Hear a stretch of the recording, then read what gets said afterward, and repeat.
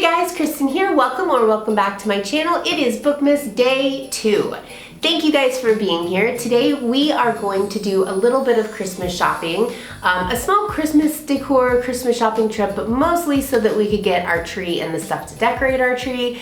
That was priority number one for today, so I'm going to take you guys with me to do that. And I don't know if you can tell, but I am covered in glitter from putting up the Christmas tree, which I am going to share a video of with you guys as well. And then I want to talk a little bit with you about a book I read that was so good, and I'm so mad at myself for waiting so long to read it. So I definitely want to recommend a book to you for your December TBR if you don't already have enough books to read. So I'm going to share with you some Christmas shopping video, and then we are going to come right back here and we are going to discuss the Book of Azrael. Let's get cozy, let's get Christmassy, and let's celebrate Bookmas Day 2.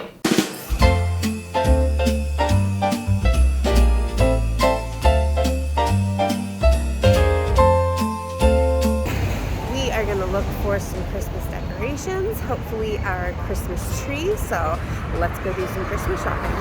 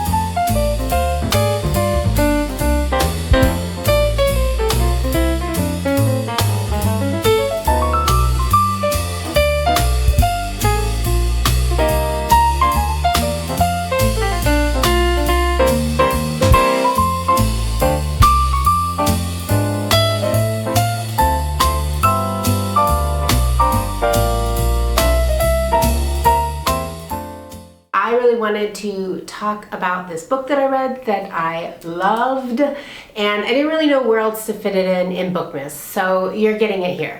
So I finally read and loved the Book of Azrael by Amber v. Nicole, which is book 1 in the Gods and Monsters series. Oh my god, this book was so good. If you've been thinking about reading it and you've been holding off, read it. Read it, especially if you have Kindle Unlimited, because the whole series is on Kindle Unlimited. So the only problem I had with this book is that I was surprised how much I loved it.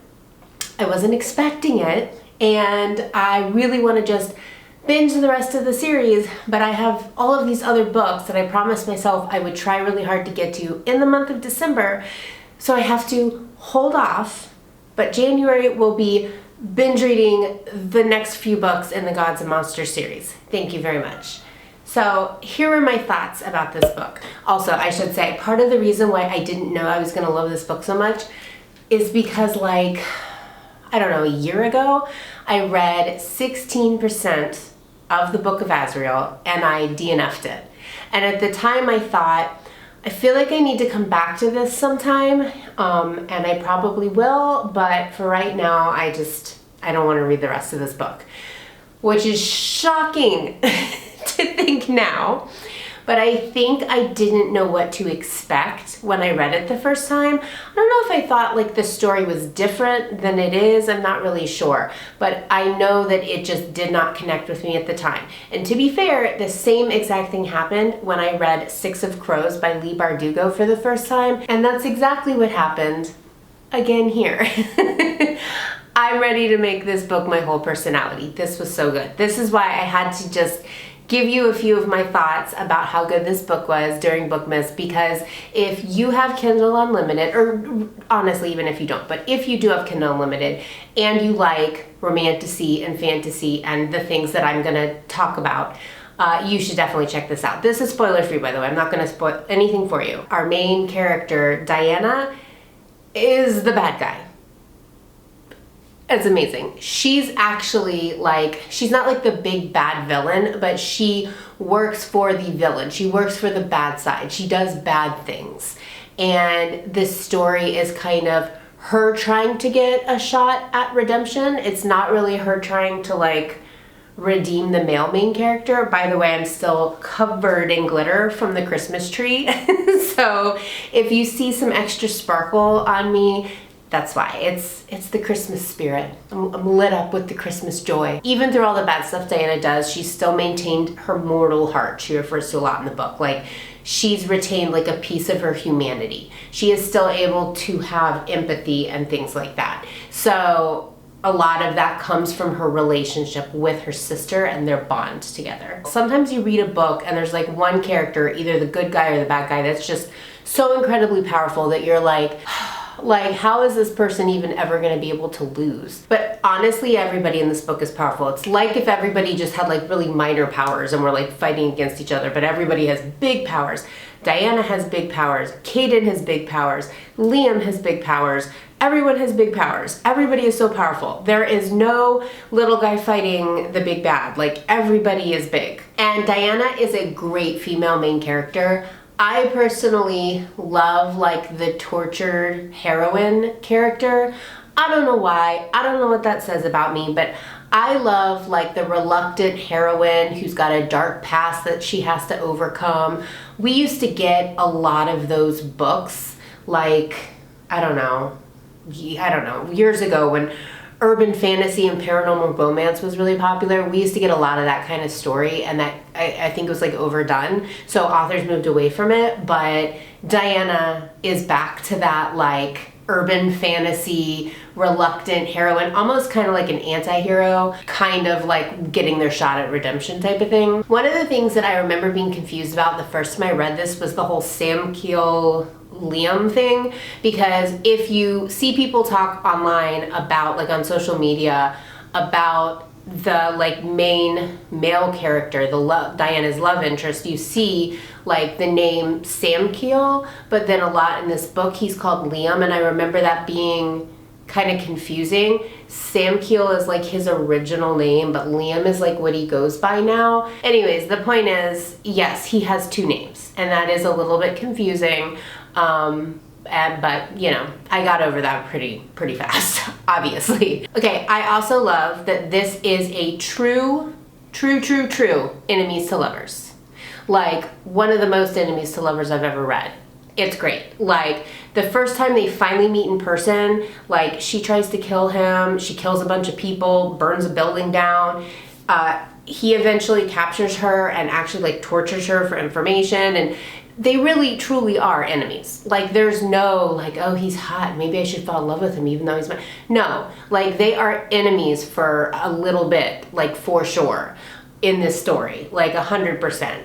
And I love that because it gives them a conflict to overcome. They truly are working on opposite sides, and you love to see it. Like an actual real... I just complained recently about enemies to lovers. Like, stop marketing everything as enemies to lovers when they just like don't like each other when they first meet. That's not true enemies. This is enemies to lovers. So if that is one of your favorite tropes, you will definitely like this story, for sure. I felt like the blurb on the back of this story didn't do it justice, didn't like explain. And as much as I love that Nicole wrote in a way that let the world unfold, I think what I struggled with that first time when I stopped at 16%, was that it can be a little confusing. So if you read the book and when you first dive in, you're like a little bit like, wait, did I miss something on the previous page? It's okay. Like, you'll get there. There's a lot of showing instead of telling. There's a lot of experiencing the world building rather than just being told this is what this world is like now. So just kind of like jump in with both feet. Okay, so let's talk about Liam / Sam Kill. I'm just gonna call him Liam because that is what they call him the majority of the book. So Liam is a great male main character. The first time I read this, he has like some POVs, and it felt to me like there was a little more point of view chapters from Diana's point of view, but they are close to even. When I first read this, I found Liam's initial POV chapters like a little boring and confusing, but now that I've actually read the book, I understand his early point of view chapters a lot better. They kind of like explain him as a character a lot. And he's also kind of like a tortured hero with a past he needs to overcome, just like Diana. So they're like the same but different. And the great, like, I don't know what I would call him. He's not like a golden retriever. He's like, although there were a lot of cutesy moments because he is not from where Diana is from, and so she's teaching him things like what a pinky promise is and trying cotton candy for the first time and things like that. And you know, that kind of stuff was really cute and really sweet. I will say that this story is not spicy. Well, maybe a little, maybe like a 1 chili pepper spice. But I do know, I have been told that as the story goes on, it does get a little bit more spicy, well, a lot more spicy, which makes sense. To be honest, again, I love the slow burn. I love that we didn't get spicy in this first book, knowing it's going to be like a 5-book series. Like, I'm so glad that it's kind of being drawn out a little bit. That's my favorite. I love the yearning. I love a slow burn. I love enemies to lovers. Like this has all the tropes for me, honestly. Okay, so here's what I wrote for the ending. Again, spoiler free. Have book 2 downloaded and ready to go because this is the cliffhanger to end all cliffhangers. Some stuff happens. Yes, I stand by that. I have book 2 downloaded and ready to go.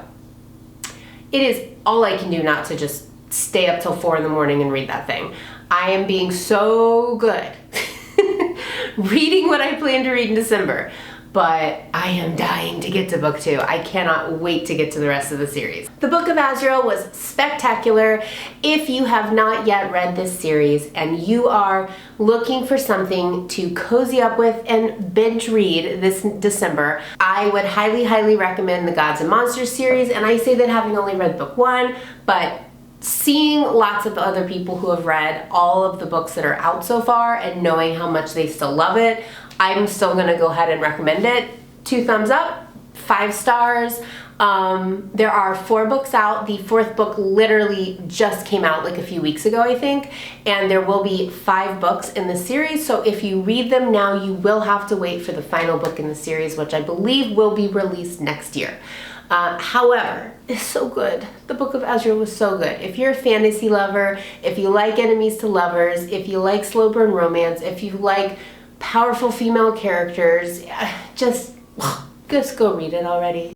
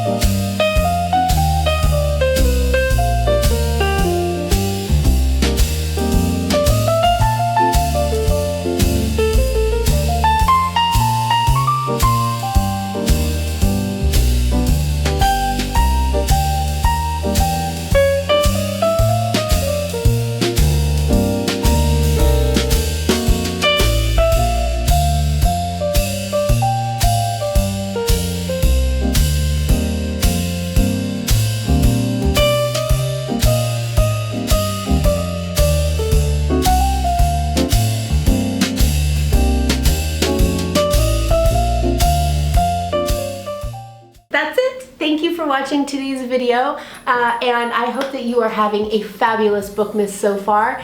If you enjoyed the video, feel free to give it a like and maybe subscribe to the channel so you don't miss any of my other Bookmas videos this month. Again, thank you guys so much, and I will see you guys next time. Bye!